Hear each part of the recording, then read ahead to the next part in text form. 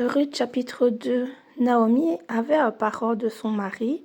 C'était un homme puissant et riche de la famille d'Elimelech et qui se nommait Boaz. Ruth, la Moabite, dit à Naomi, « Laisse-moi, je te prie, aller glaner des épis dans le champ de celui aux yeux duquel je trouverai grâce. » Elle lui répondit, « Va, ma fille. » Elle alla glaner dans un champ derrière les moissonneurs, et il se trouva par hasard que la pièce de terre appartenait à Boaz, qui était de la famille d'Elimelech.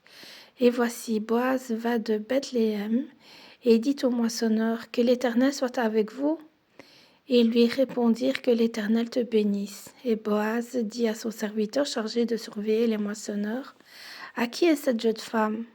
Le serviteur chargé de surveiller les moissonneurs répondit, « C'est une jeune femme moabite qui est revenue avec Naomi du pays de Moab.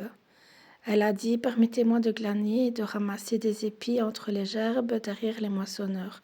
Et depuis ce matin qu'elle est venue, elle a été debout jusqu'à présent et elle ne s'est reposée qu'un moment dans la maison. » Boaz dit à Ruth, « Écoute ma fille, ne va pas glaner dans un autre champ, ne t'éloigne pas d'ici et reste avec mes servantes. Regarde où l'on moissonne dans le champ et va après. J'ai défendu à mon serviteur de te toucher.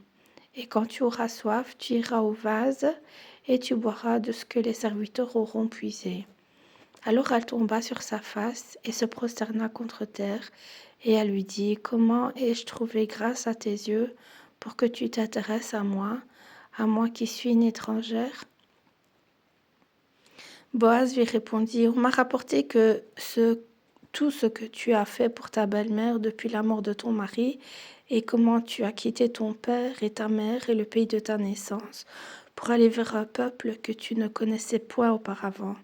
Que l'Éternel te rende ce que tu as fait, et que ta récompense soit entière, de la part de l'Éternel, le Dieu d'Israël, sous les ailes duquel tu es venu te réfugier. » Et elle dit, « Oh, que je trouve grâce à tes yeux, mon Seigneur, car tu m'as consolée, et tu as parlé au cœur de ta servante, et pourtant je ne suis pas, moi, comme l'une de tes servantes. » Au moment du repas, Boaz dit à Ruth, « Approche, mange du pain, et trempe ton morceau dans le vinaigre. » Elle s'assit à côté des moissonneurs, on lui donna du grain rôti.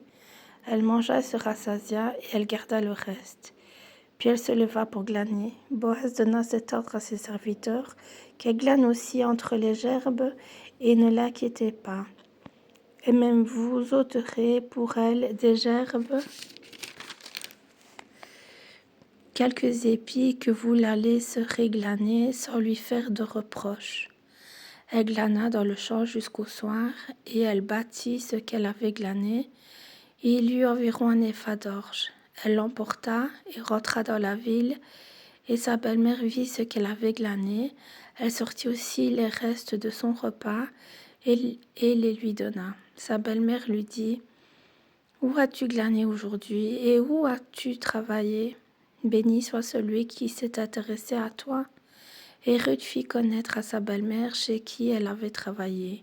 « L'homme chez qui j'ai travaillé aujourd'hui, dit-elle, s'appelle Boaz. » Naomi dit à sa belle-fille, « Qu'il soit béni de l'Éternel, qui se montre miséricordieux pour les vivants comme il le fut pour ceux qui sont morts. Cet homme est notre parent, lui dit encore Naomi. Il est de ceux qui ont sur nous droit de rachat. » Ruth la Moabite ajouta, « Il m'a dit aussi, reste avec mes serviteurs jusqu'à ce qu'il ait achevé toute ma moisson. » Et Naomi dit à Ruth, sa belle-fille, « Il est bon, ma fille, que tu sortes avec ses servantes et qu'on ne te rencontre pas dans un autre champ. » Elle resta donc avec les servantes de Boaz pour glaner jusqu'à la fin de la moisson des orges et de la moisson du froment, et elle demeurait avec sa belle-mère.